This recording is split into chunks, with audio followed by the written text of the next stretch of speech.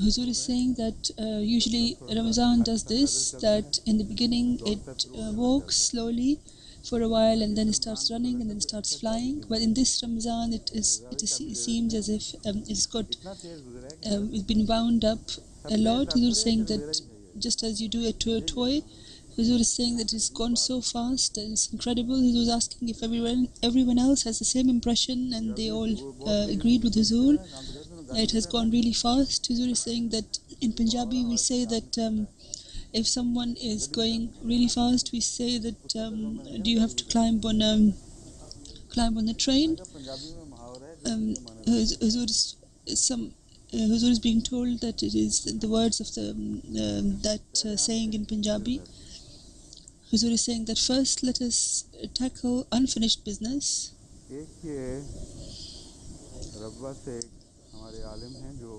First of all, there is a scholar in Rabwa who is an expert of grammar, who is a great expert, and apart from that, he has the knowledge of tajweed, and he has extremely deep knowledge of this subject. But before this as well, Huzur is saying that he expressed his opinion about tajweed, and he said that tajweed's indications of which include meme, waqfa, etc., and they are in reference to tajweed. The real tajweed means to recite the Holy Quran correctly. That is the knowledge of tajweed. And Huzur is saying that I'm not sure whether this type of knowledge is called tajweed or not, but to stop in the proper place and in the Holy Quran while reciting the Holy Quran is probably called tajweed. Huzur is checking with Imam Sahib to see whether that's what it means. Huzur is saying that what is this type of knowledge? What is it referred to as? One is tajweed, which is a general knowledge, and qiraat or recitation of the Holy Quran is one of its branches, and tajweed means to know how to offer or pronounce a particular word. And the other thing is qiraat, which has which the conditions of which, the principles of which are like the principles of I was discussing the principles of recitation of the Holy Quran. I was asking whether the tajweed is a qiraat recitation or stopping. I was saying that let me tell you that in summary that tajweed,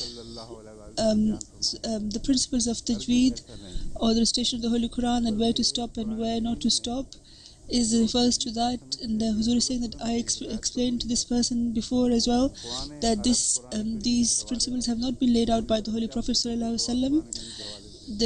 In fact, the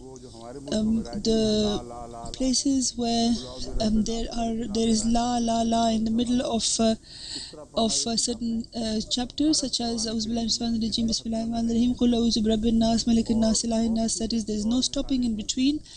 Huzur is saying that this in the Qurans that are published in Arabia, you find that such indications are not found, and so I proved that this is incorrect, to have this point of view that one should be careful about, that one should care a lot about where to stop, etc. Huzur is saying that this is dryness, and of course knowledge is a good thing, but you should try to keep away from being dry. Huzur is saying that his point of view is also appears to me like it's a bit dry. If I'm wrong, then may Allah forgive me. So this gentleman says that I recited Vuriya in the Holy Quran, whereas I should have said Uriya, Ma Vuriya. Instead of that, I should have said Uriya.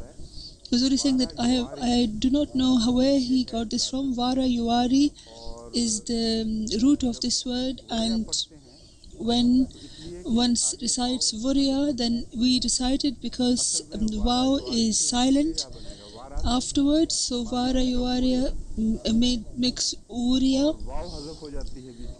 past tense, and Waw is silent, it falls. So in order to indicate that, there is the indication pesh is made in the opposite sense, which means that there is supposed to be a waw after it. Does not mean that it should be read as Uriya. Huzur is saying that at his because of his suggestion, I checked 3 Qurans that were published in Arabia, and in all of them there was a normal pesh on vow, but in the middle a tiny little vow has been inserted to show that this vow should not be recited. It is silent, and the pronunciation is actually Wariya. Huzur is saying that this is not something which you should argue about. As far as I'm concerned, Wariya is correct, and this is how I recite it. And because its origin is from Vara, so it doesn't make any, doesn't change any the meaning of the word, and he cannot give me any proof against what I say. Huzur is saying that here, when I discussed it with scholars such as Mohammed Sahib, he agreed that we should say Wuriya and not Uriya, because this is a problem. This is a matter in which there is disagreement with him. This is why I think it's not appropriate to announce his name. The other matter which Momin Sahib has indicated towards, which is a correction, which is also to do with Huzur Sahib, which I agree with, which is to do with the pesh which is upside down. Sometimes in the Holy Quran, Huzur is saying, let me explain to people. There are many examples of this. For example, the word Yasu, there is an opposite pesh. Huzur is saying that remember how to recite the way that people have decided to recite it. Huzur is saying, I have not checked this everywhere. Perhaps in some Qurans it may not be the case, but Huzur is saying that the examples that in front of me in those on top of Yasu, there is a opposite pesh. Mohammed Sahib said that I thought you said Yasu'u, and when you corrected it, then you still said Yasu'u, but this pesh indicates that the waw is silent. So instead of saying Yasu'u, it should have been Yasu'u.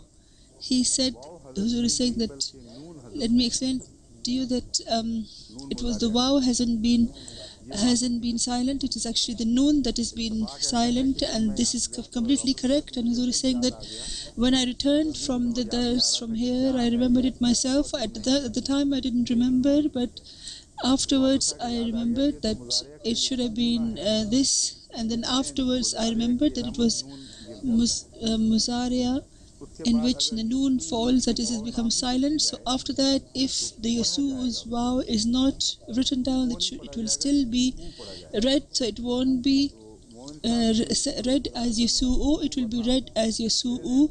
Huzur is saying, I'm grateful to Momin Sahib about this because it had escaped my mind, but if he hadn't reminded me, I would not have mentioned it, and other Ahmadis would have said this word in Yasu'u instead of Yasu'u, and they would have made this mistake. So Huzur is saying he has given many examples of this. It is Momin Sahib, Ya Dawood, for example. Huzur is saying that there was a opposite pesh on the vow to indicate that it is a silent vow, and also Yasu'u is written Rasu'u, but because of the opposite pesh on the Hamza, it should be read as Yasu'u. And Nasir Kabar Sahib has also agreed with this. He's saying that this kind of thing happens, but he said this can happen through the way one speaks. Huzur is saying that this is a mistake which is as a result of not understanding grammar, but this is not. Huzur is saying that I had remembered this myself.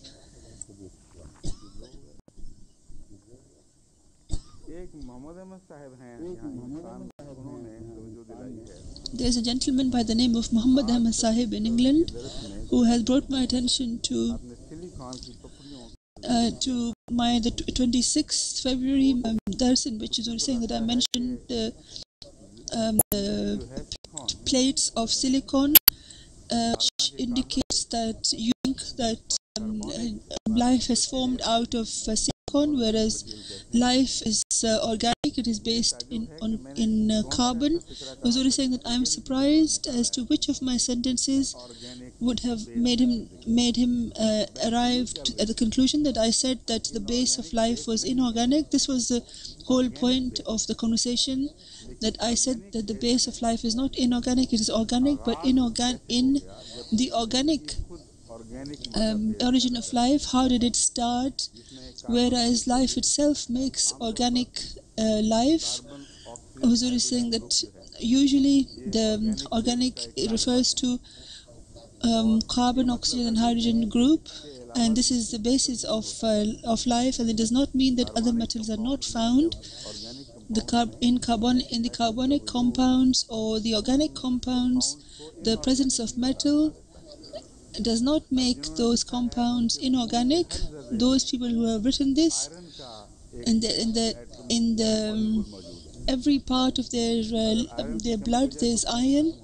If there is iron is less, then the blood comes to an end. So if he had considered this a bit, reflected on this, he would have known that the presence of metal in an organic compound does not negate the fact that life is made out of organic compounds. And the other thing which he has expressed, which is something which is extra, he says that it doesn't appear to be any reason for silicon. Huzur is saying that I wish to inform him that this matter requires him to study further, and because he is a scientist and other scientists also reflect on this. It is a very important point as to how the origin of life occurred and how the organic compounds came into being. Muslim sentists have not been able to consider to reflect on this, but an Oparin, who was a Russian scientist who has done most of a lot of work on this, and Huzur is saying that I have read his book called Origin of Life, which was translated into English in 1938.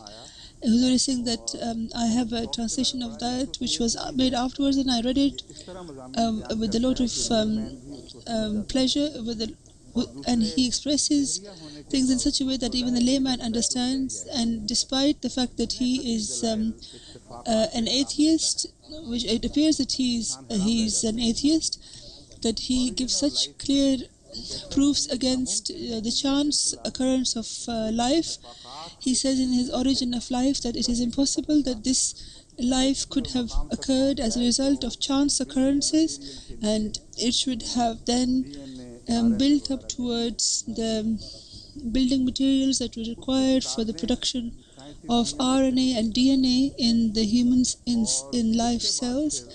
His book created a revolution in scientific worlds, and then the Westerners paid attention towards this. But the English people say that Haldane, who was in 1929, he was working independently, who had worked independently on these lines, and his research was published in 1929. But because the Russian investigation was already present, so they cannot say that he was first and this guy is second, and you cannot rule out this possibility that the Russian translations he might have heard about these translations, or they might have reached him. But he was saying that doesn't really have any concern, is not of any concern to us. But these are the two scientists who have done a lot of fundamental research on the origin of life, which has become the foundation for many further progress on this subject. And this is very important for Ahmadis. They have to read this, and they have to so that they can find mistakes that other people make. And because of this, the scientists that have been born, most of these were in America and also in Europe, but mostly in Europe. And the first point of view they held was that because at that time there was no oxygen, that is the time that they have thought of. So when the life was forming. So they say that because of the high electrical charge, and organic matter was formed in the oceans, which then evolved, and this for a while this point of view was popular.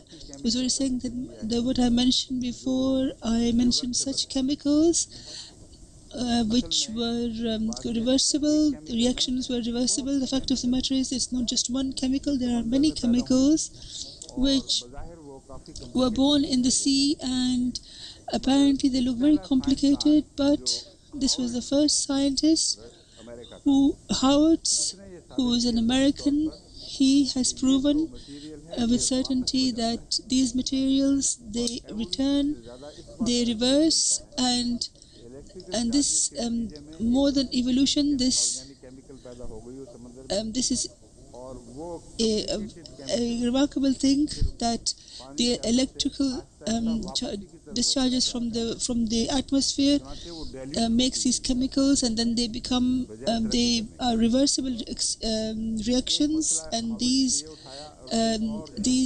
chemicals that became diluted rather than evolving. And another scientist who is from Chicago, he raised the question that this is such a thin soup, that is this, which is called the primordial soup.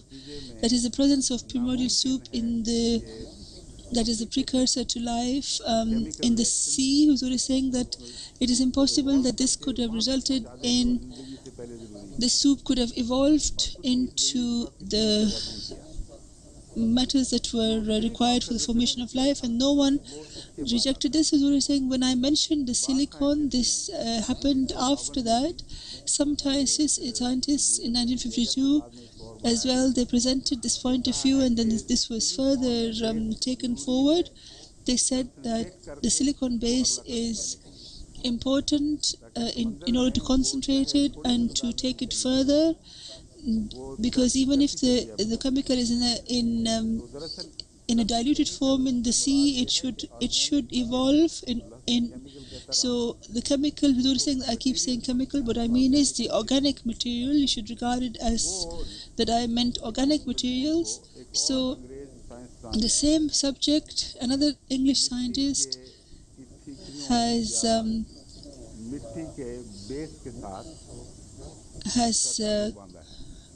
connected it to the base of clay. Now the point is that in the sea, how did the clay get combined together, and how did it form this what is required? Who's already saying that for that absorption had to happen, and this was as a catalytic agent. You were saying previously, it was thought that the chemical reactions, the metal that takes part in this reaction, and despite taking part in this, it doesn't have a part to play in the final the things that the chemicals that are formed, that's called the catalysts. Huzur is saying that, and afterwards it became more general. This term became more general. Any chemicals that act as a go-between, that they talk from what people who are who combine different people, even they are also called such chemicals are called catalysts, and Allah has created such catalysts who then who have the power of combining other things together.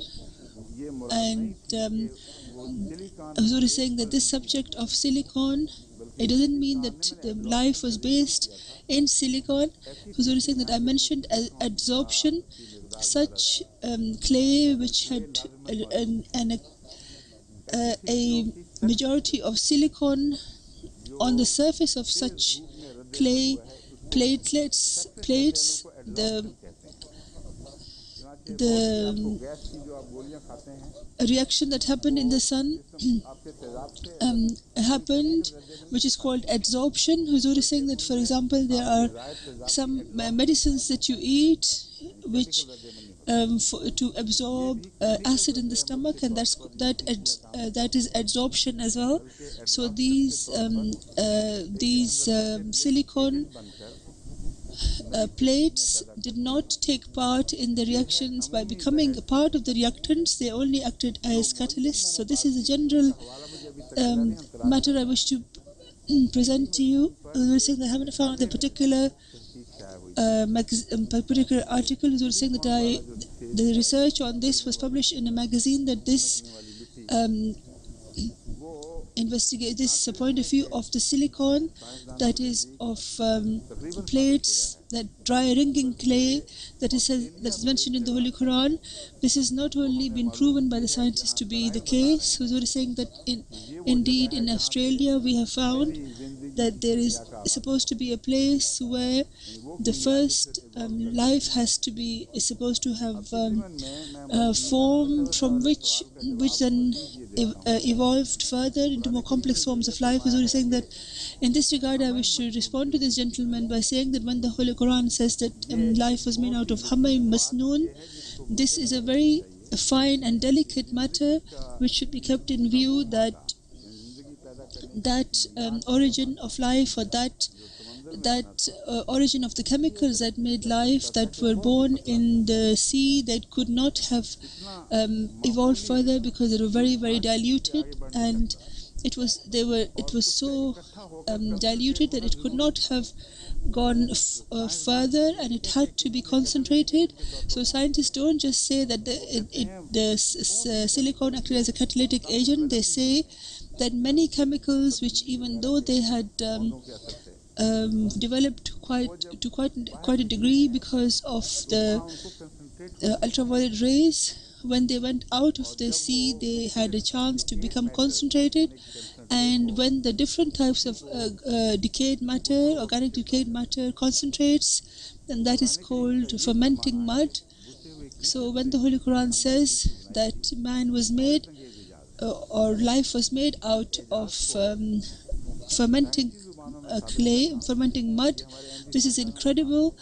And this is to prove this is for our this is at the door of our scientists, Ahmadi scientists. And Huzur is saying that I study it as a layman, and you should not ask me which formula, etc. This is your job. I'm giving you the facts, and I'm telling you that you should then write about. You should read about this, and you should investigate and then write articles which could be published in the Review of Religions and in other magazines. So it's a job of scientists, Ahmadi scientists, to take this research further. And Huzur is saying that another interesting thing is that Mustafa Sabit Sahib sent me a fax, and the same thing, the one day before, I had just discussed it with my children when I was having dinner with them. But there's a difference, and he was saying that when you were saying that there is a repetition found in Moses' time, then this was the funny thing is that Pharaoh also had two prophets to deal with. But this should be discussed in a different way. Huzur is saying that I was trying to make them understand that one thing was I forgot to mention, which was very which could have opened an amazing chapter, which was that Moses had there were two prophets. One, Allah made him a prophet, and then he asked for another prophet, and he demanded another prophet, and this was a speciality of Moses. But this is not where this ends. My attention was brought towards the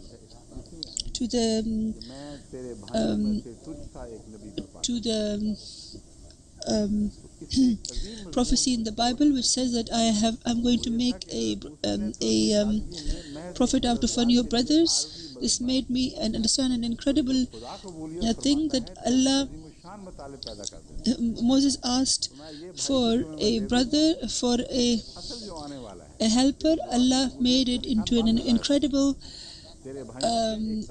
Allah fulfilled His prayer in an incredible manner that out of your brothers there will be a great brother prophet will be born, which will be the Holy Prophet sallallahu alaihi wasallam. So Huzur is saying these are very deep subjects, and if anything is mentioned in a very fine way, in a very apparently a very delicate manner, it has actually got very, very deep meanings in the Holy Quran. أعوذ بالله من الشيطان الرجيم بسم الله الرحمن الرحيم ربنا وآتنا ما وعدتنا على رسلك ولا تخزنا يوم القيامة إنك لا تخلف الميعاد.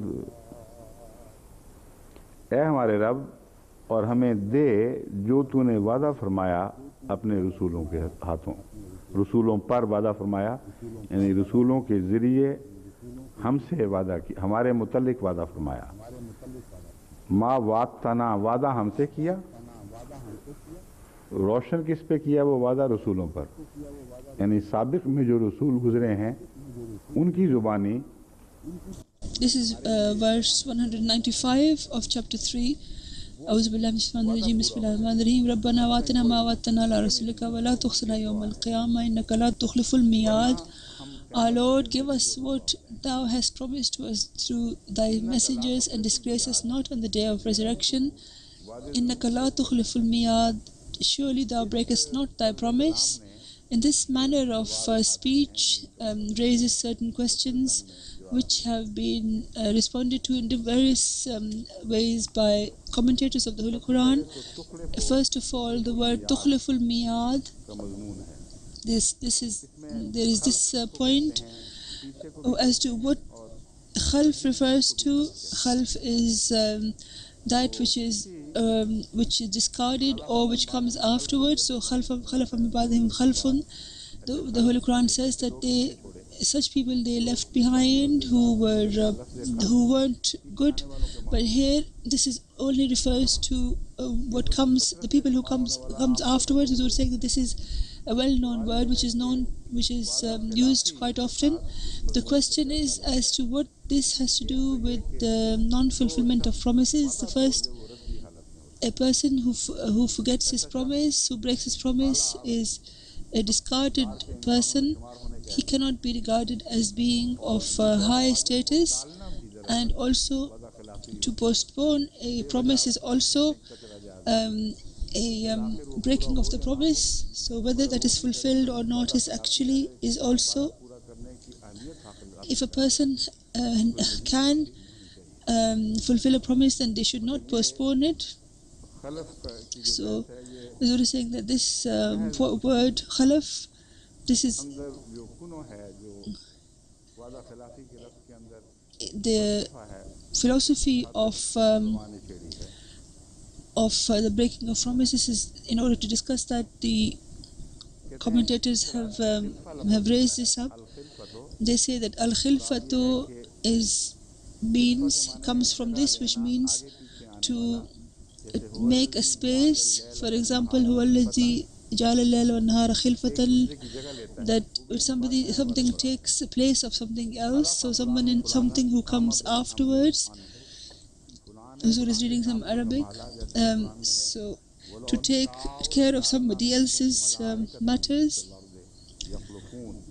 then the Holy Quran says that such and such person, to take care of somebody's task, there is a task which is taken up by someone else. In these words, the word khilafat and khalifa one can also understand this. The real mission is that of Khalifatullah.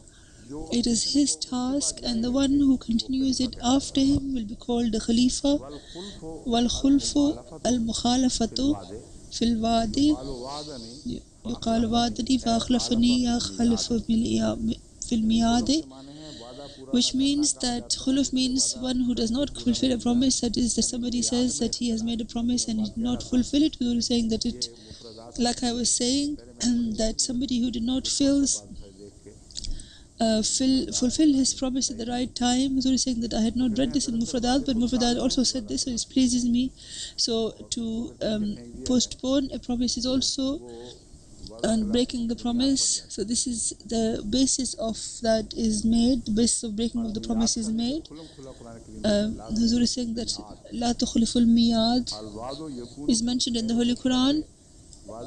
We're reading some more Arabic, that the word promise is used in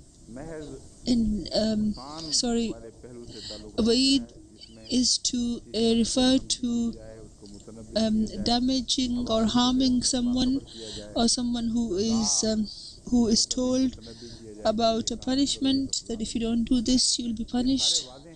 All of these things are promises, but they are called Waid, and this is a special name for it. But the word promise is applied to both, whether it's a good promise or a bad thing that is to happen. That is also referred to as a promise. And tawaza means the two people having a treaty with each other. So wa'ada would then mean wa'ada is something else and wa'ada is something else. Wa'ada means to make a promise, and wa'ada means that both have made a treaty. It is not from ahd, it's from promise. That is, it's a promise which was two-sided, mutual.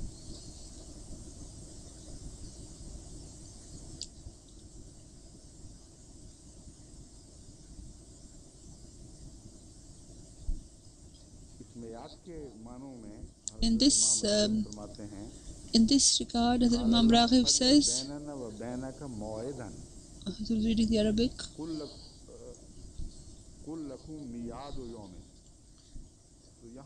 here Huzur is saying that the word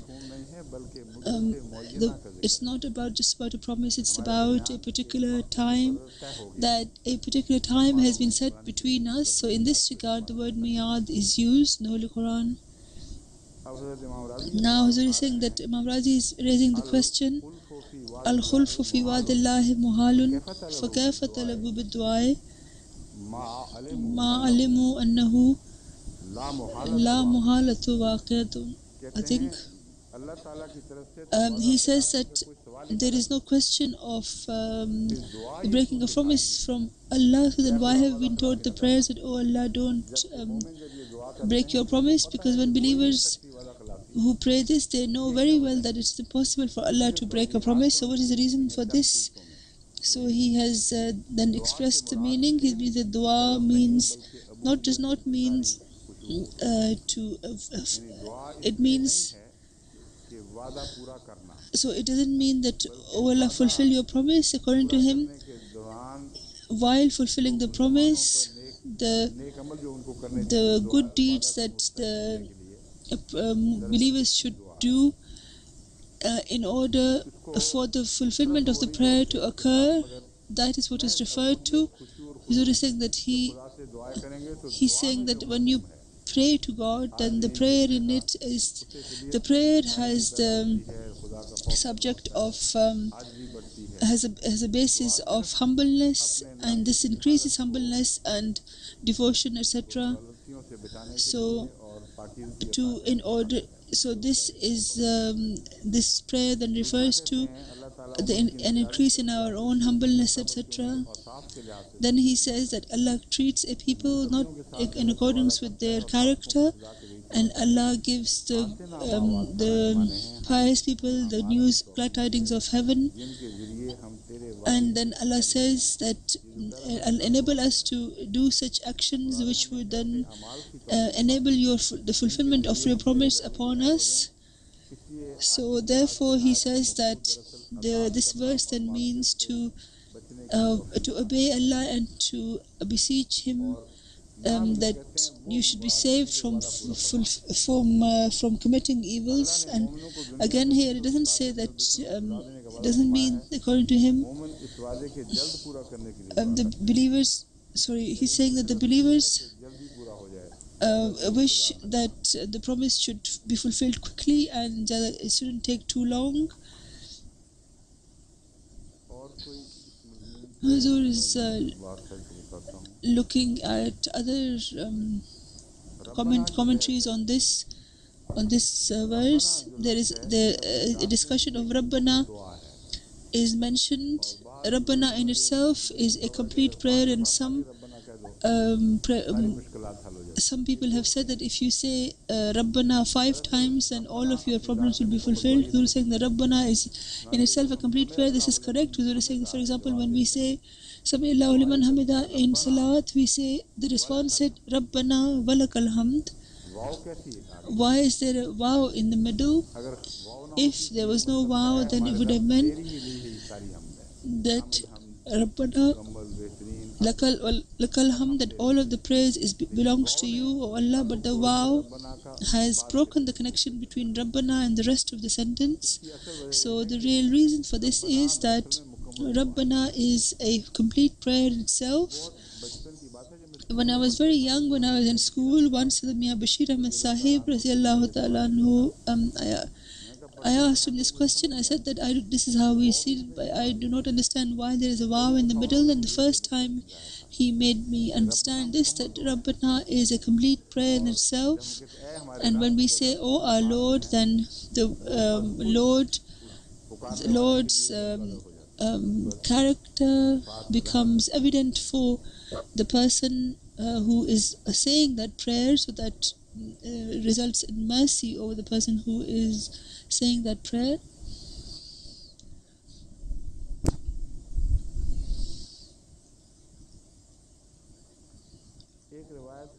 There is a narration where a tradition in which when people say that the Holy Prophet ﷺ used to recite this, Hassan said that once the Holy Prophet ﷺ continued to just say Rabbana, Rabbana, Rabbana continuously.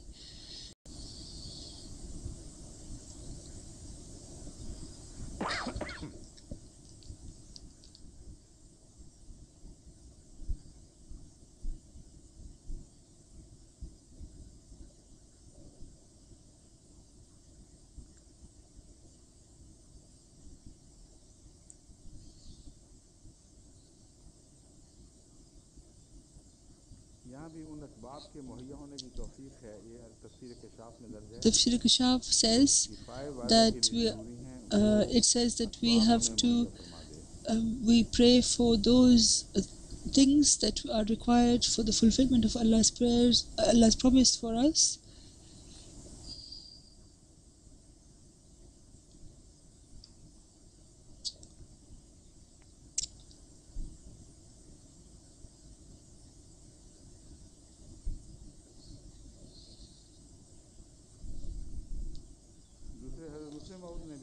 Also, the Muslim Azanho is written in his notes that the other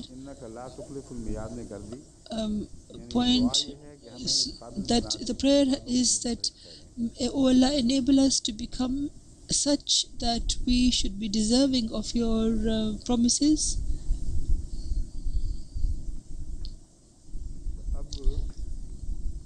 Huzur is saying, now let us return to this verse. Rabbana wa atina ma wa'atana ala rasulika. Let us, when we consider this deeply, Huzur is saying, where is the verse before this? Let us keep that in mind. Rabbana innaka man tudkhilin nara faqad akhzayta wa ma lizalimina min ansar. This is verse 194. Rabbana innana samena munadiyan yunadi lil imani an aminu bi rabbikum fa amanna. Rabbana faghfir lana dhunubana wa kaffir anna sayyi'atina wa tawaffana ma'al abrar. In this prayer, there is one thing which is very clear, that if this prayer is fulfilled, then those people who are saying this prayer, they shall die amongst the righteous. And when they die among the righteous, then what is the worry which requires them to the fulfillment of the promise. This is the point to reflect upon. Those promises are those of the progress and the victory of Islam, and whether the first people die in the form of being righteous, they cannot be contented that the people who are going to come afterwards, the matters, the things that they do as a result of them, the victory of Islam that occurs, it should not result in the people afterwards, coming afterwards, becoming weaker. So the verse that should be kept in view is the one Huzur is just reading now. This is a verse from Surah Saf. In Surah Fatha, the same chapter, after the same discussion, Allah says, وَكَفَى بِاللَّهِ شَهِيدًا, that in one day, وَلَوْ كَرِهَ الْكَافِرُونَ, in one place, كَرِهَ الْكَافِرُونَ is also mentioned. يُرِيدُونَ لِيُطْفِئُوا sorry, who's reading the Arabic? In this promise, it says, وَلَوْ كَرِهَ الْمُشْرِكُونَ, that is, even if the disbelievers dislike it, so this promise will be fulfilled. So when will this promise be fulfilled? In what age will this be fulfilled? About this, Tafsir I'm not sure what the name was, who was saying that this is the same promise which was made through the previous prophets about the final victory of the Holy Prophet Sallallahu Alaihi Wasallam, and all the previous prophets were informed of the victory, the glad tidings of the victory at the hand of the Holy Prophet ﷺ and of his religion over Satan. This is what our attention being brought towards, that although we will die, but our tasks will remain. So it is not enough that we individually should die among the righteous unless those promises are fulfilled. We cannot rest easy. And when will those promises be fulfilled? About this, Tafsir Ibn Jarir says, with reference to this verse, who's reading the Arabic, he's saying that this victory of Islam over all the religions will be at the time of the Imam Mahdi. In Bihar al-Anwar, which is a book of traditions of the Shiites, it says that Imam Mahdi, they call him Qaim as well, so it means the same thing, that the Qaim who will be born out of the progeny of Muhammad sallallahu alaihi wasallam, through him this promise will be fulfilled. And there's another Shia book called Ghayat al-Mahfuz, I think Huzur said in that it says that Huzur reading the Arabic, the Persian, they say that here the Prophet means Imam Mahdi. So another problem has arisen, that now the other Sunnis have to perform give an edict about this. Huzur is saying, Huzur is joking, Huzur is saying, let them do it now. So the fact of the matter is that because the Holy Prophet sallallahu alaihi wasallam's first era, during his first era, the victory of Islam did not occur in the way that the Holy Quran had mentioned. So whether these references are there or not, the destiny of Allah and the facts of that, it does not permit us to derive any conclusion except that because the promise is definitely going to be fulfilled. So if it wasn't fulfilled in the first initial era, it has to be fulfilled in the latter era. And who will it be, in whose time it would have to be? It would have to be connected with the coming advent of Jesus, and also the Mahdi, that is, who are one and the same. So we're saying that there's a mention of the darkness in Islam and Islam declining, and this is the era. How will it be fulfilled? Unless the Imam comes from Allah, who will be called the Imam Mahdi or Jesus, the son of Mary. Until that time, there is no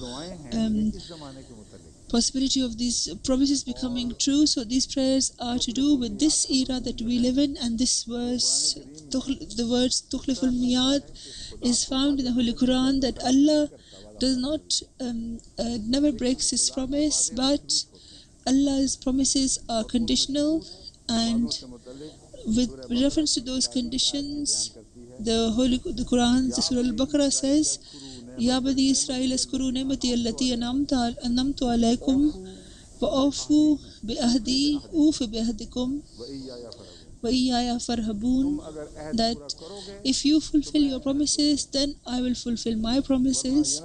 Otherwise, do not think that these are promises. So there is no question of the breaking of promise.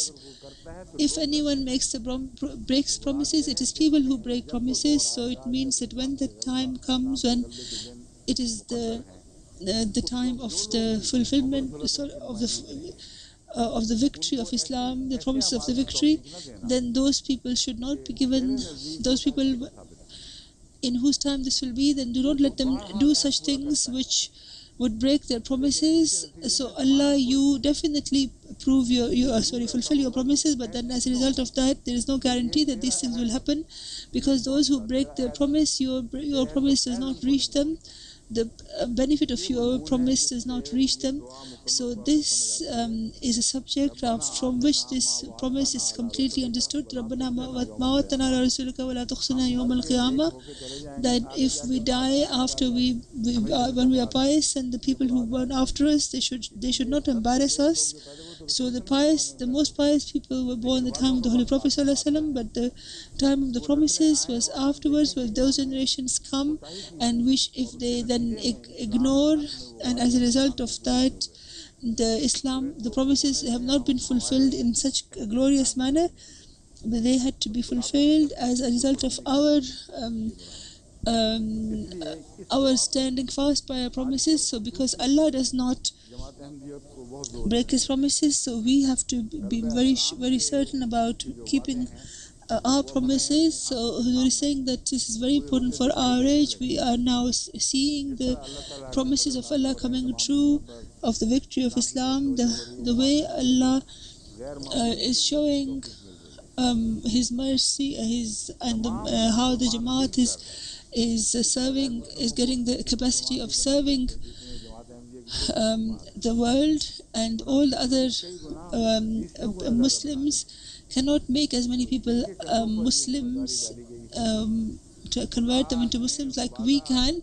So Allah has begun the fulfillment of the promise, and Allah has proven to us that up to this point, according to Allah, Jamaat Ahmadiyya are fulfilled their promises, and if they were breaking their promises, then this victory of Islam the indications of the victory of Islam that we are seeing will never have happened. So this is a great glad tiding, and whereas it's a warning, it's also a glad tiding. So if we protect our pious deeds and we continue in this manner, and we just remember these prayers, then inshallah, by the grace of God, the speed of our progress will increase, and we will live and we will thrive on the fulfillment of the promises. So this prayer has a special relationship with the Jamaat Ahmadiyya, and this is the reason why the previous caliphs used to recite this in their salat and in their prayers. In this regard, Huzur is saying, I wish to bring your attention towards another prayer as well, which is about our gentleman. Huzur is saying the letter from Gambia. What was his name? Pasha Sahib's son, Nusratullah Pasha. Huzur is saying it's Nusrat, isn't it?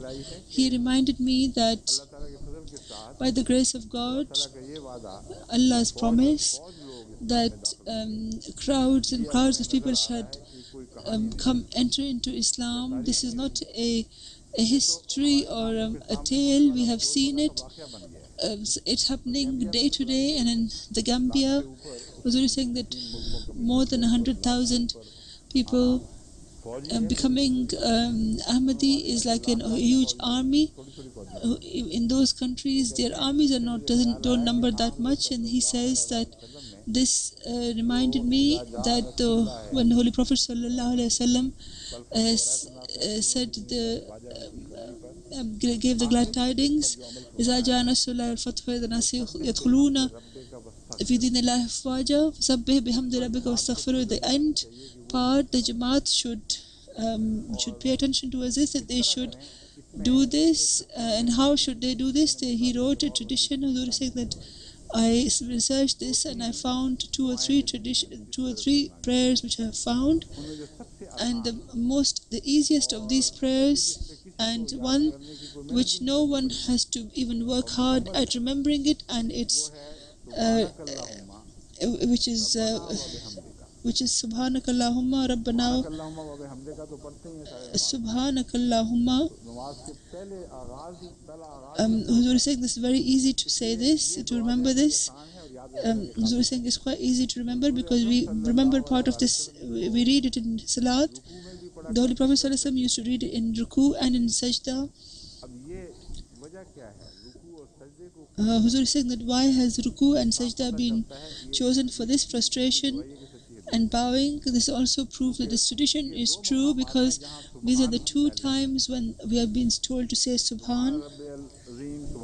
We say Subhan Rabbi al-Azim, Subhan Rabbi al-Azim, and then prostration we say Subhan Rabbi al-Ala, Subhan Rabbi al-Ala, Subhan Rabbi al-Ala. So the subject of Subhan has been tied to this, where we have been told we say this anyway at every rakat. So the beginning of the first rakat, he has taken Subhan and then he has added to it Astaghfirullah Rabbi, Subhanakallahumma Rabbana wa bihamdika Astaghfirullah Rabbi, Allahumma aghfirli. Huzur is saying that Huzur is being corrected. He's saying Huzur is this from Bukhari. So Subhanakallahumma Rabbana wa bihamdika Allahumma aghfirli. Oh my Allah, forgive me. Huzur is saying it's not difficult to remember. Huzur is saying that make it your custom, and in ruku and prostration you should remember this prayer. And then the La Tukhliful Miyad will become even closer to us, inshallah.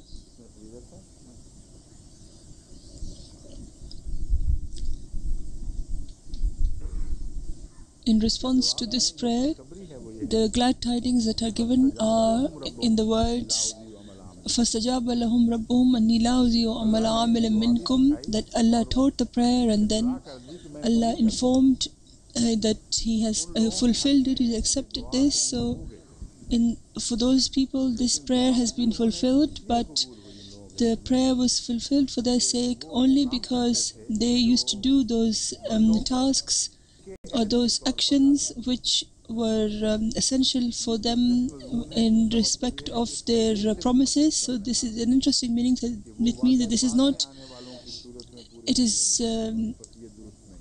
incorrect to assume that this refers to the people who are coming afterwards, and for them to be the promises to be fulfilled in them. This it is correct to assume that the victory is to do with the later era, but the fulfillment of the first promises of the first era will have to occur, and then it will continue to the later era. So فَاسْتَجَابَ لَهُمْ guides the people of the coming era that the Holy Prophet ﷺ and his servants had fulfilled their promises. So the glad tidings that had to do with their era, the first era, they are in front of you in the form of fulfillment of Allah's promises. So for them there is no embarrassment on the Day of Judgment, but Allah is making us understand as to why Allah fulfilled the promise for their sake, and then Allah clarifies this. Min zakarin or untha, whether it's a man or a woman, Allah has decided that Allah will not waste any of their actions, and Allah has accepted this prayer from them because of their good actions.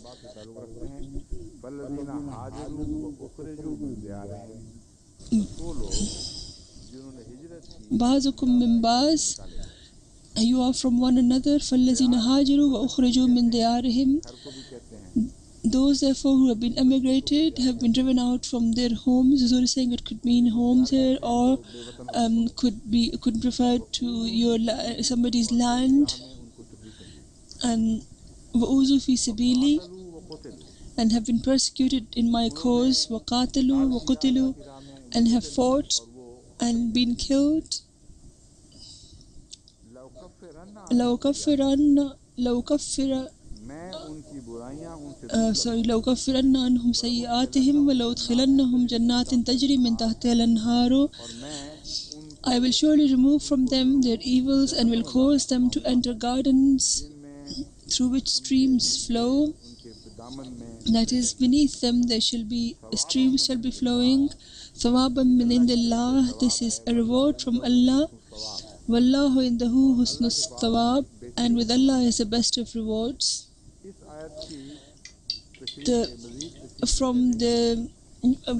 Before going into further details of this verse, Huzur is saying that I'm going to go into the details of certain words of in this verse, and I'm going to also inform you as to what the previous commentators have said about this. Aza Shan, Huzur is saying some Arabic, that if someone wastes their inheritance, Huzur is giving an example in Arabic. Huzur is saying that he has given different meanings, different examples, that to waste salat is to offer it at the wrong time. And these days in Europe and in the Western countries, this is especially worth paying attention to, because here the timings are such that sometimes people ignore the timing set by Allah. They fulfill the timings of the world, but they ignore the timings that Allah has set of prayer. This is akin to wasting the prayer. The Holy Prophet ﷺ has regarded the wasteful expenses has used this word azar for that as well. That is such expenses which are wasteful. They are against Allah's desires. They are not what Allah wants. Then Mufti Raghib says that it also refers to for something to end and something to finish. In discussion, the word they are is the same subject that Huzur is saying that I have presented previously.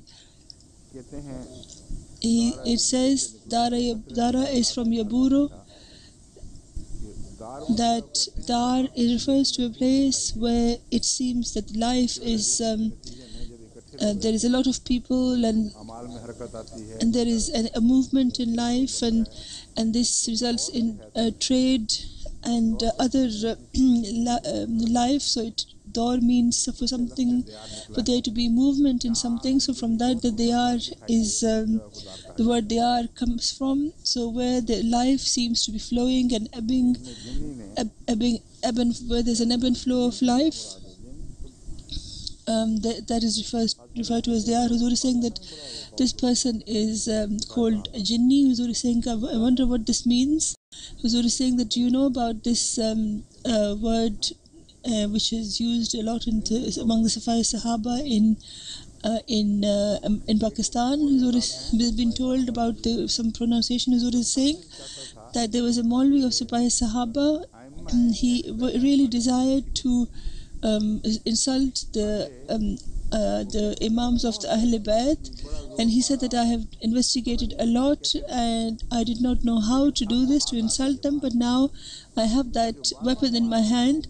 The 12th Imam of the Shiites, they themselves accept that his mother was a jinn, and it is okay to insult the child of a jinn. Huzur is saying that is such a ignorant things that one finds it unbelievable. Huzur is saying, and Ahmadi has recorded what he has said. Huzur is saying that it is so ridiculous that they say that they have made this whole story up about a jinn and how the jinn had a son. Huzur is saying that I thought that you are referring to something like that. Huzur is saying this is not the correct pronunciation. It doesn't seem to be the correct pronunciation. Maybe you've written it. Perhaps the word is jinni or something. It can't be jinni. Hazur is saying that tomorrow I shall clarify this as to which type of jinn this is. But what he wrote is very good. Hazur is reading the Arabic. Every such place where the people encamp is called dar. الدنيا دار الفناء والآخر دار البقاء ودار القرار الدار البلد.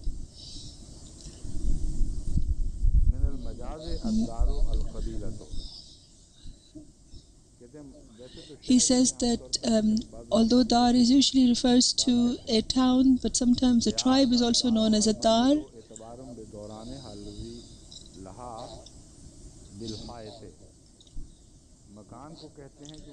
It can be referred to a house, a home can be a dar as well, because it is surrounded by an enclosure. And then he goes on to say that it could be called dairatun as well, and the plural is diyar.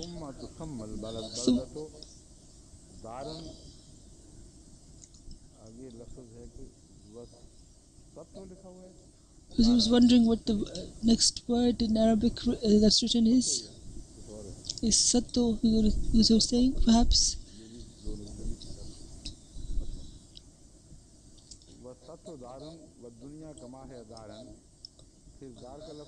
The word dar is used for the world and for a township, etc. This is in Imam Raghib writes in Mufradat.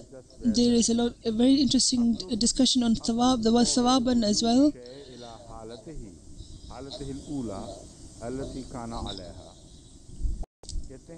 He says that the word sob, from which we also have the word sawab and clothing, its real meaning in Arabic is to return towards one's original form.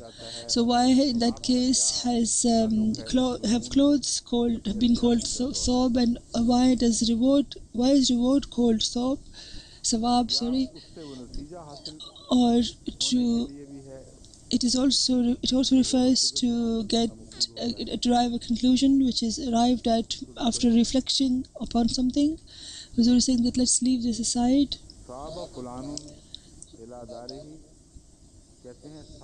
He says that Saba Fulan Nadarihi means that if somebody returns to their home, so Huzur is saying that everyone returns to their homes, the journeys are temporary and your home is your permanent place where you live. Sabat alayya nafsi, that the breath return to you, that is that if the breath leaves and does not return, or is stuck, then when it does return, then it's called this word is used for it.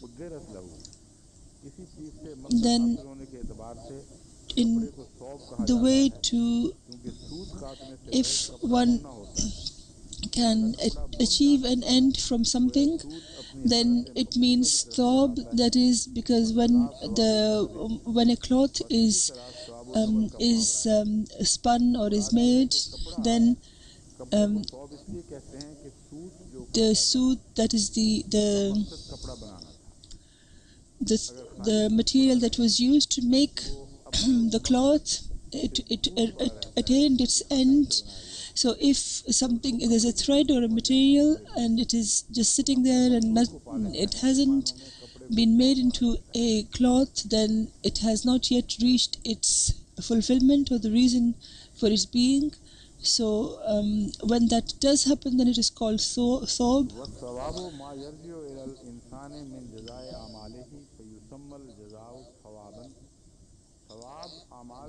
Thawab for the returns to one that is reward returns to one because of one's actions, because when one performs an action the reward returns to us, therefore the reward is known as thawab. That means that every such action that we do, it has a conclusion which appears away from it, far away from it, and somebody should get the reward, the resultant. So if someone, for example, puts their hand in fire, it should burn.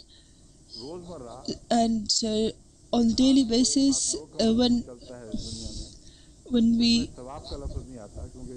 give something and we take something away from someone, then there's give and take, then there is no, this doesn't apply. But if the reward is far away and then once you get it, then there is sawab. So sawab can be good or bad.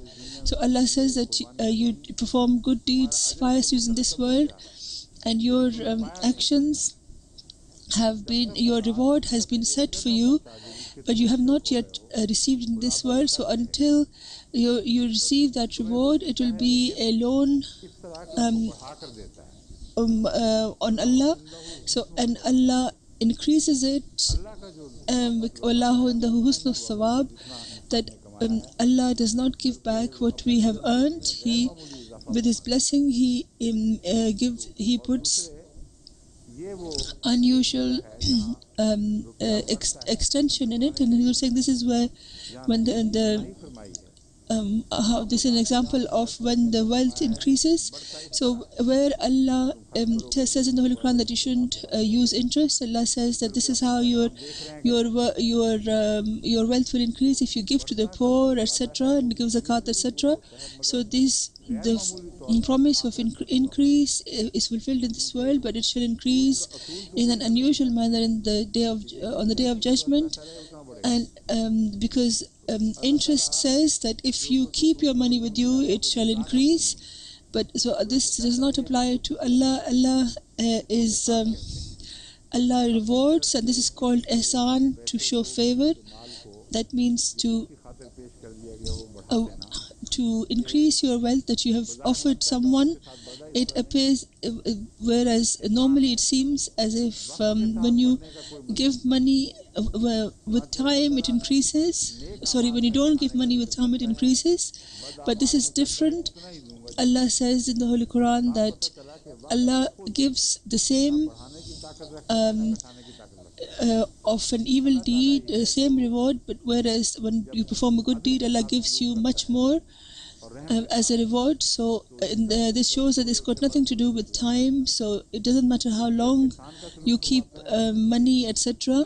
Allah rewards you independently of time, and Allah says that it is your right and it should return to you. So this is a part of sawab or reward.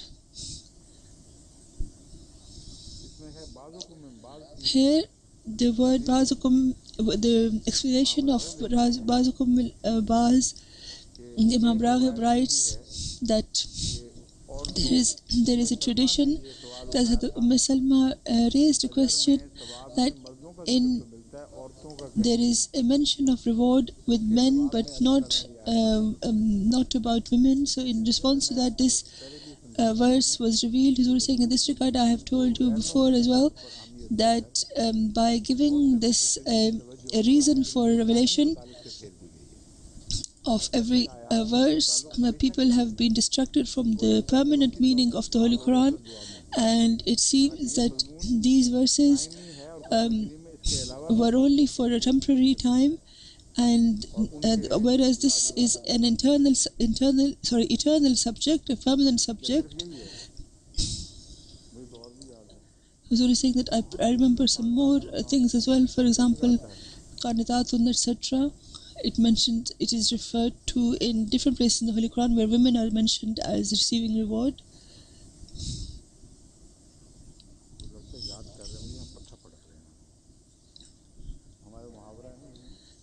Huzur is saying that his eye is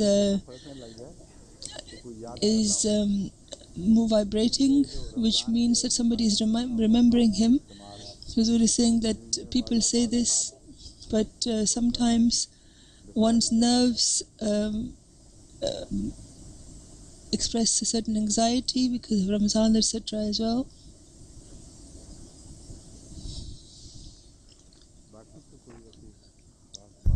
Huzur is saying apart from that, there doesn't seem to be anything special to say.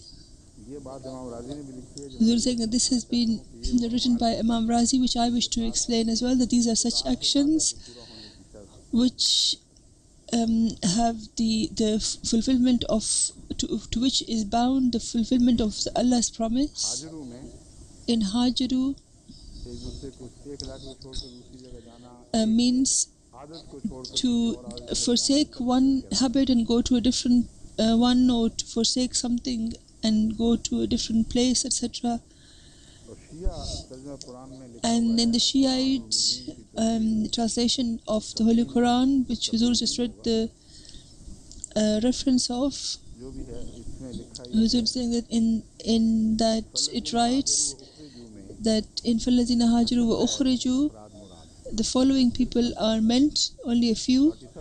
The rest have nothing to do with it. One is Amir al-Mu'mineen alayhi salam, one is Hazrat Salman Farsi, and one was Abu Zar Ghaffari.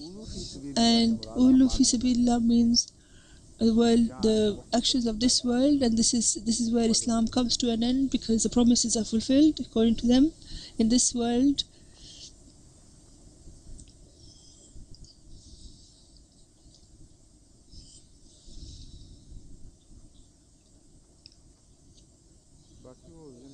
Huzur is saying that apart from that, there are the same translations which have been expressed in different words. Huzur is saying that let us see what Kashaf says.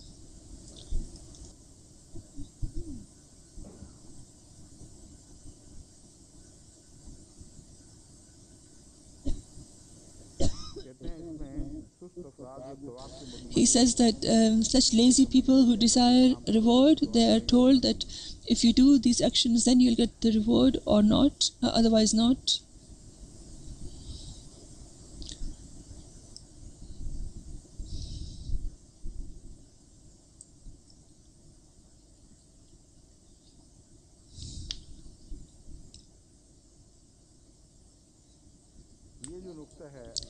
This point Huzur is saying that Imam Razi has raised.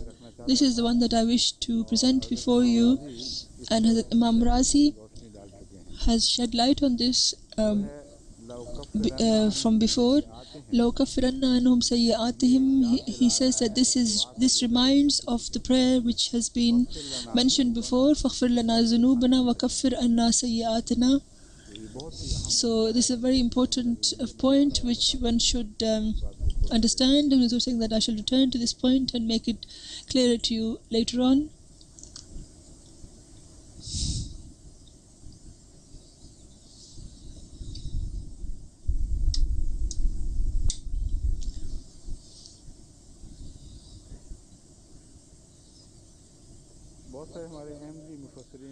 There are Ahmadi commentators and including the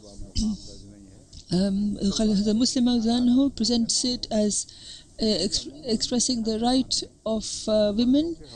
Huzur is saying that whether it's about women or Huzur is saying that this is further than that, is in worldly terminology, whenever a man is mentioned, it includes women. That these days this is some new a new trend these days where they want to specify. Huzur is saying that, for example, instead of saying chairman, they say you should say chairperson. Huzur is saying that this is something that the world's history bears witness to, that as man has progressed, when you give a reference towards man, you mean the human beings, and women have been included, regarded as being included in that. So the Holy Quran has made it clear. So it's not because Salma raised the question, but because this was to be asked later on as well. this question was to be raised later on as well. This is why the Holy Quran made it clear. George Sale, who is an Orientalist, also brings this point that this verse was revealed because of the Salma's question.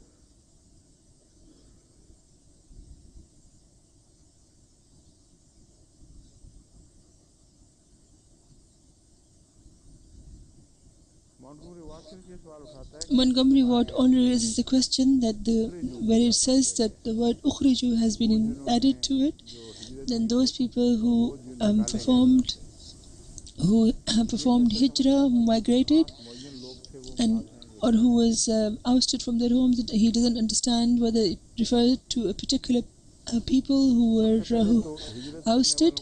Because we were saying, first of all, it's not the people ousted are not mentioned.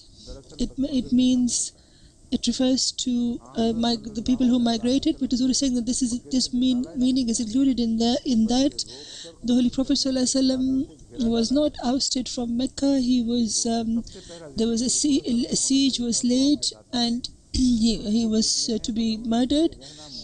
But their living in Mecca had been made impossible for them, and which is why he had to leave. And there were also people who were whose homes etc. were looted, and then they had to leave.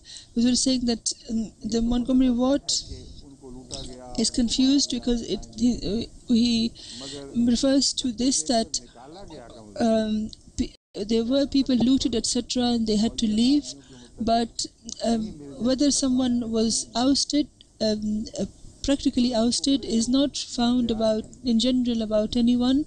May have been about a few individuals, but he was saying that this can be explained, that when we say hajaru fi sabilillah, that is those people who migrated for the sake of Allah, ukhriju min diyarihim, is a reason of their migration. They migrated because they could not have lived in their homes anymore. It became impossible for them to live in their own homes. And Surah Al-Hajj, this subject is explained by the Holy Quran in the Holy Quran, وَقَاتَلُوا وَقُتِلُوا. So from this one doubts is as if they might have been the first to fight, but the word in Surah Hajj makes it very clear, Surah Hajj, that those people against whom the fighting has already happened, they are permitted to respond. So here it is being very clear that this qatala, or this fighting that they have done, this is not done from their own. They did not initiate it. It was initiated against them first, and then they responded, and then some of them were martyred. And inna Allah ala nasrihim laqadir, and Allah is well equipped to help them. And then ukhriju is mentioned, that there it would mean that those people who migrated, or not that they were ousted from their homes, but these are those people who were compelled to migrate. They were ousted from their homes in the sense that it became impossible for them to live in their own homes.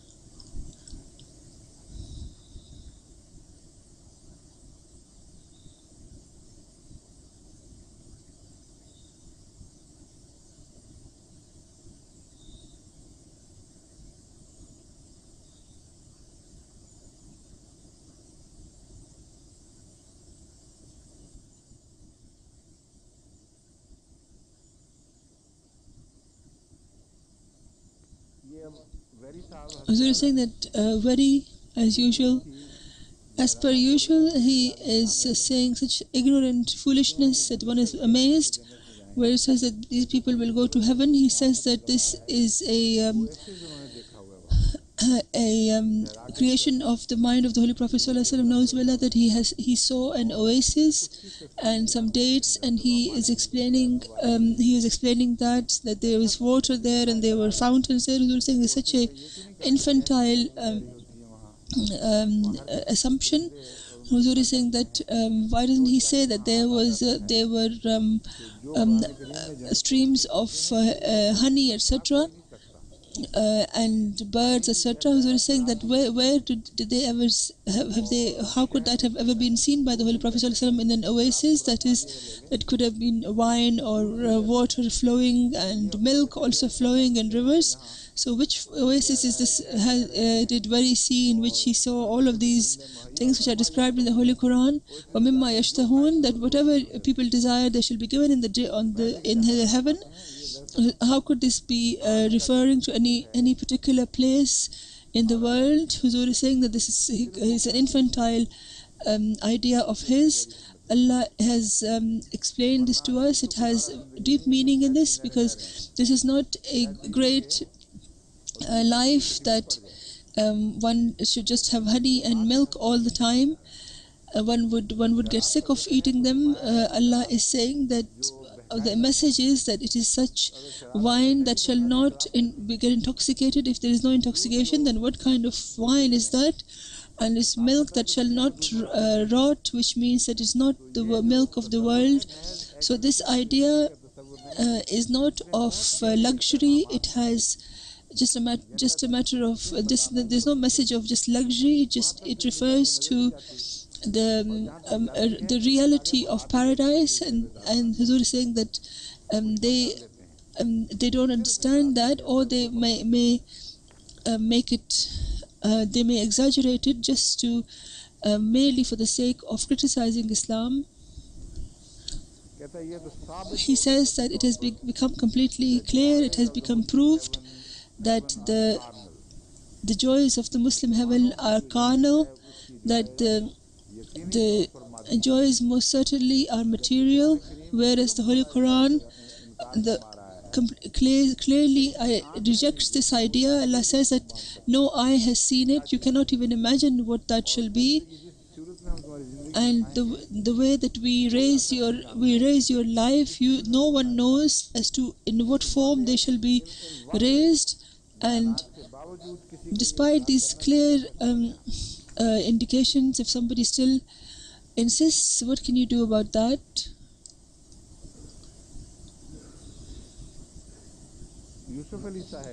Yusuf Ali Sahib says that this means that men and women's rights in Islam are not only being accepted, Allah has insisted on those which who's reading from this book, that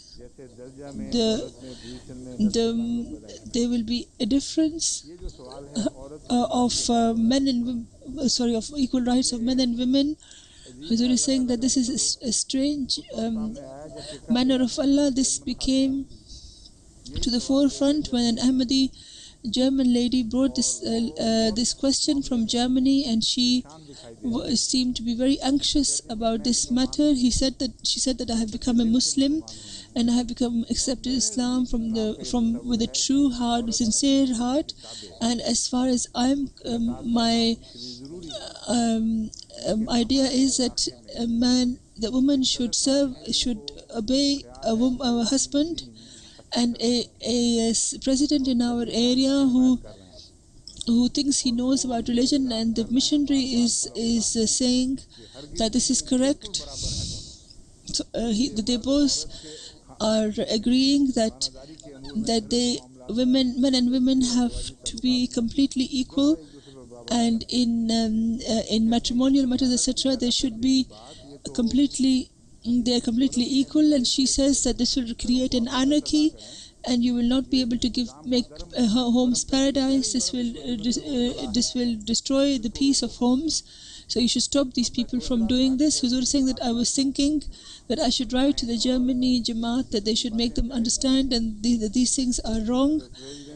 If the president is a scholarly person, then such matters which have to do with the whole world, he does not have a right to speak about them, that he should say that this is correct as I am saying it. This is pride, it is not knowledge.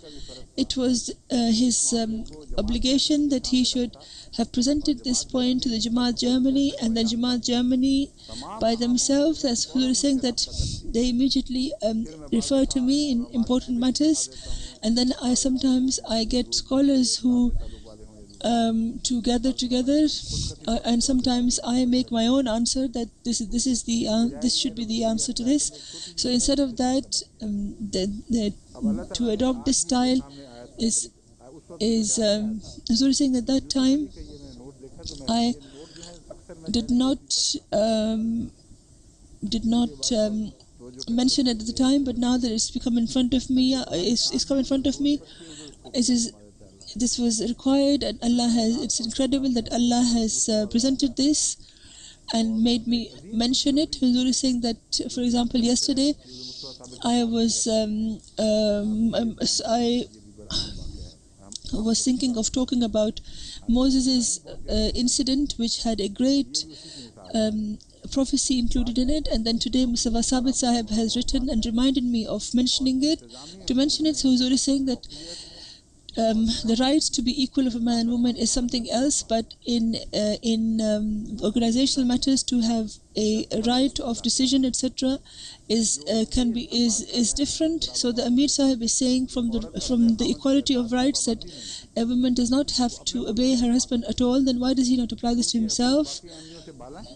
Are his rights above and beyond other Ahmadis? All Ahmadis' rights are the same. So then every Ahmadi from his place should say that I have no need to listen to you because our rights are the same, and no country can survive even for a few days with this. With this point of view, these rights are in the whole world, that man and women are equal in rights. But when somebody is made a leader in organizational matters and he is given the status of Qawwam, that is, the husband is given that, then in your own circle you have to obey the Qawwam, and this is not telling you to you should make this very clear in your mind, that in matrimonial matters which are in the home, there Allah has, with the word bima faddala, Allah has made the declaration that due to certain reasons Allah has given man an ascendancy, and no business of the world can work unless there is a decision making center. If there are different centers, then the organization or the institution would be thrown into confusion. So as far as the rights are concerned, the rights are equal among men. Even among men, there are, for example, the rights are equal, and still if somebody is made a leader, and some people, for example, have more experience, and other people are appointed to follow them and to obey them. So in terms of homely matters, a woman must obey her husband, and it is his right, because he has made the decision, because he earns, and although women can give their opinion, etc., but the final decision has to be the man's, unless the man's decision is against the Sharia of Islam. So the Quran says, "Atiyu Allah wa atiyu Rasulahu wa ulul amri minkum." Huzur is reading the rest of the verse as well, and he has read it. Huzur is saying that وَإِن تَنَازَعْتُمْ فِي شَيْءٍ فَرُدُّوهُ إِلَى اللَّهِ وَرَسُولِهِ. If that is that you should obey Allah and the Prophet, and then those who are appointed in authority. But then if you have a disagreement, then you should not go away from the commands of Allah. So this is the point. If a man, for example, insists that you should go to mixed parties, a woman should go to mixed parties, and you should act against Islam, then this verse then permits women to not listen to him, you should not be rebellious. Don't talk it with an angry voice, but you should say that no, this is to do with religion, and in this I will listen to God and the Prophet, but in worldly matters I shall obey you. And the third thing that should be remembered, that this is a must of a good organization, that the one that a decision should be, when the decision is given, it should be given in such a way that that the person does not even feel that they have been given a command. Huzur is saying that I have done practices all throughout my life. So my message to men is that when Allah has made a man qawwam, you should not do it with stupidity. But if you follow in the footsteps of the Holy Prophet ﷺ, and you treat women well, and you treat them like the Holy Prophet ﷺ used to treat his wives. He was a qawwam or not. He did not become a qawwam with a stick. He did it with a lot of love, and so he had such a status in the mind of his wives that it was impossible for them to ever stand up against him. So the word command, if the Holy Prophet ﷺ would have get a slight dislike in his eyes, this would be felt very deeply by his wives, and they would try to avoid it. So you should follow Islam in the light of in the footsteps of the Holy Prophet ﷺ. So, but it is not the obedience of a dictator or a cruel person. It is the person who fulfills the rights because the rights are the same, and who shows favor. He will definitely be obeyed anyway. So don't say that because I am qawwam, therefore I must rule women. You should, if you keep your character good, then this question will not be raised. But that lady in any case was completely right, and we were saying that I agree with her 100% that as far as the rights are concerned, it is something else. But the core, the decider in matrimonial matters must be in the hand of a man. But the Holy Prophet ﷺ even used to discuss and matters, so it is okay to discuss matters. So the Holy Prophet, the decision of the Holy Prophet ﷺ was better than all other rulers or command. The way the Holy Prophet ﷺ used to treat his wife had such incredible consideration about with his wives. They forget that, and they just want to be rulers. If you do this, then the damage it will cause to Islam, you shall be responsible for that. Huzur is saying the word was فَإِن تَنَازَعْتُمْ فِي شَيْءٍ. If in any matter you have a disagreement, then فَرُدُّوهُ إِلَى اللَّهِ وَرَسُولِهِ, then you return it to Allah and His Prophet. Huzur is saying that now this, and the rest of this verse, Huzur is saying that let us finish this, otherwise we'll only have one day left. Huzur is saying I don't think this chapter shall finish. فَاسْتَجَابَ لَهُمْ رَبُّهُمْ أَنِّي لَا أُضِيعُ عَمَلَ عَامِلٍ مِنْكُمْ.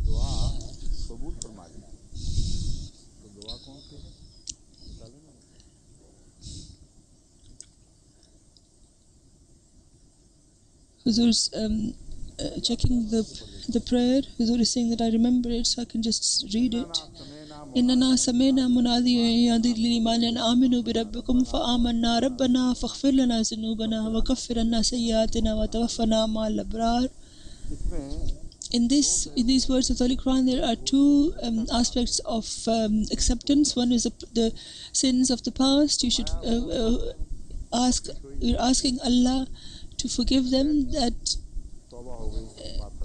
that when one forfeits a bayat, one repents and one is forgiven. But then if you expect that your evil shall be removed from you, then the philosophy of that is that you will have people have to go through the windmill of trials and tribulations. So the philosophy of trials and tribulations have been cleared to us, that you should not accept this without sacrifice, that because it is against one's human nature that your previous sins should be forgiven, and it should not be any demands of you of the struggles of things. And so this is wrong. And those ulama that say that when the Mahdi says that all the ills of the world of Islam shall be removed, suddenly this negates that their expectation. If the ills could be removed without offering sacrifices, then in the Holy Prophet ﷺ's life this miracle should have been seen much more. But in his life people did so many sacrifices. Hajaru, they were ousted, they migrated and they were ousted from their homes. Uzu fi sabili, they were hurt in Allah's path. Qatilu, they fought in response, and they were martyred. And about them Allah says, La ukaffiranna anhum sayyatihim, I will most certainly forgive them their sins. Sorry, I shall remove their ills from them. Imam Razi what he has said and what I'm saying, there is a difference. He's saying that zunub is also included in this with this condition, whereas the Holy Quran has not included any condition with zunub. Rabbana faghfir lana zunubana. This section, the first section, happens by itself as a because of their faith. So one who accepts faith with sincerely, this Huzur is saying that this is as if a person who cleans cloth in the third world countries, etc. They beat the cloth on stones to clean them, and there are different detergents that are made, and which they shake the cloth. The machines shake the cloth around. So this in order to clean the fabric. So one has to take part in those sacrifices, which result in the cleansing. So that time of sacrifices, the first reward of that is that as a result of that, people are reformed. Huzur is saying that, for example, in 1953 the problems that occurred against Ahmadiyyat, and in 1974, and now as a result of that the Jamaat is becoming cleansed and washed, and the dirty clothes are being thrown to a side, and they are not accepted. Therefore Huzur is saying that we used to read that on Mal Road there were some shops where people used to clean, because they used to be careful, and they used to throw away clothes that were torn, because they were weak. So such clothes would be left aside, and those that have life in them, they would be cleansed. So that all of those that is in front of us, because is brought before us when we see this history. And ukhriju min diyarihim is also we see in front of us, and in faqatilu wa qutilu, here jihad is mentioned. So apparently we are not fighting from the sword, but we are doing the jihad, as a result of which swords are raised against us. So the qutilu approves that our qatilu, in Allah's eyes, is correct, and this is so in this era the glad tidings from Allah, one of them is that the same um, um, the same problems that the companions had to encounter, we have to encounter as well. So may Allah fulfill those promises about us which Allah made from the previous prophets. And the first era, those promises were fulfilled in the time of the Holy Prophet ﷺ, and now they will also be fulfilled if the indications are correct. Huzur is saying that our small sacrifices are on one side and Allah's incredible blessings are on the other side. So the fulfillment, in the time of the fulfillment of the prayers, we also entered despite our weaknesses, and with a great glory Allah has fulfilled this from the heavens. May Allah increase this and make this era progress, and we should see the scenarios of the victories of Islam even more with our eyes. Ameen. Assalamu alaikum wa rahmatullahi wa barakatuh.